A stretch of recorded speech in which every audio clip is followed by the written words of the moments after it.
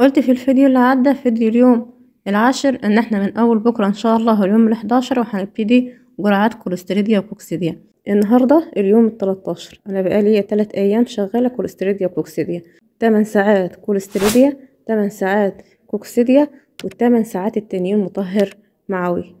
اي مطهر معوي موجود عندنا سواء اذا كان بيطري او بشري، يعني لو موجود عندنا الفلاجيل البشري ننزل منه عادي مفيش منه اي مشاكل. المطهر المعوي هيساعد في علاج الاسهالات لو عندنا اسهالات كوليستيريديا وكوكسيديا في الفراخ. المطهر المعوي مع الجرعة اللي انا بنزلها دي الادوية هتساعد معايا في علاج المشكلة. طب ايه هي الادوية؟ عشان بعض الناس هتسألني. هننزل 8 ساعات اموكسيسيلين مع كوليستين، دول علاج كوليستيريديا. ال8 ساعات التانيين هيبقوا منبرول مع فيتامين كاف، دول 8 ساعات للكوكسيديا. وزي ما قلت ال8 ساعات التانيين هيبقوا مطهر معوي، او ممكن ان احنا ننزل مرة مطهر معوي ومرة تانية ننزل خل. الخل برضو هيساعد معايا في علاج الاسهالات لانه هيوقف نشاط البكتيريا الضرر اللي موجودة في الامعاء. فبالتالي انا كده هقدر اتخلص مع الادوية والمطهر المعوي والخل، هقدر ان انا اتخلص من الاسهالات اللي بتكون موجودة عندي في الفراخ اللي هي الاسهال البني او الاسهال الاحمر. طبعا بالنسبة للادوية دي في ناس كتيرة جدا عارفاها، الناس اللي هي متابعة معايا الفيديوهات بتاعتي وبتسمعها باستمرار عارفة ان في الوقت ده وفي العمر ده بالذات احنا بننزل الجرعة دي للفراخ سواء اذا كان في اسهال او مفيش. لكن فيديو النهاردة انا هقول لكم فيه على حاجة برضو مفيدة جدا هتساعد معانا في علاج المشاكل دي. لو احنا عندنا مشكلة زي الكوليستيريديا او الكوكسيديا، الخلطة اللي هتنزل على العلف دي تعتبر كأنها مطهر معوي، هتساعد معايا في علاج بعض الاسهالات. ده غير كمان ان الخلطة دي تعتبر رافع مناعة، الخلطة دي فاتحة للشهية، الخلطة دي مضاد فيروسات، الخلطة دي فيها فوائد كتيرة جدا. لو احنا نزلناها للفراخ مرتين في الاسبوع هتحسن معانا من نمو الفراخ وتفتح شهية الفراخ وهتزود عندي سحب العلف بطريقة حلوة جدا.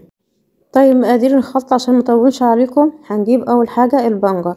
هفرم البنجر بالمفرمة اليدوي في الاول علشان لو حطيته في الكبة زي ما هو مش هيتفرم معايا في الكب وهيفضل صاحي زي ما هو. وبعد كده هجيب معاه حوالي 3 أو 4 فصوص من الثوم، ليمونة كبيرة بقشرها او ليمونتين على حسب الكمية اللي انت هتحطيها عندك على العلف، على حسب كمية العلف وحسب عدد الفراخ عندك. ومعاهم بصلاية كبيرة وهفرمهم مع بعض في الخلاط. طبعا قبل ما انزل الخلطة دي على العلف انا كنت منزلة سقوة خل، الخل الابيض المنزلي. هنجيب 5 سنتي من الخل الابيض وهنحطهم على لتر المية وهننزلهم من الفراخ. الخل مع الخلطة دي كده مع بعضيها يعتبر حاجة كويسة جدا، هتساعد معايا في علاج الاسهالات الموجودة عند الفراخ، هيساعدوا معايا برضو في علاج المشاكل التنفسية لو عندي مشكلة تنفسية.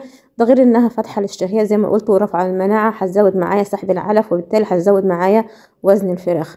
انا ضفت الخلطة اهي بعد ما فرمتها في الكبة، هضيفها بقى على العلف، هدخلها بشكل كويس جدا، هفركها كده على ايديا بحيث ان الخلطة اللي انا عاملاها دي كلها تدخل في العلف. وبعد كده بقى هنزلها للفراخ. طبعا انا مجوعة الفراخ، شايله الاكل من قدامهم حوالي ساعة او ساعة ونص قبل ما انزل لهم الخلطة دي.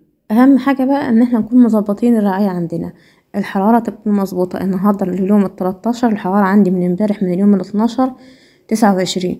بعد 3 ايام هتنزل درجة كمان، ممكن بقى ان احنا نثبتها على 27 او 28، مش هتنزل عن كده لحد اخر الدورة. كمان نخلي بالنا ان الطفة تكون كويسة، يعني مكتمش على الفراخ عشان ارفع درجة الحرارة.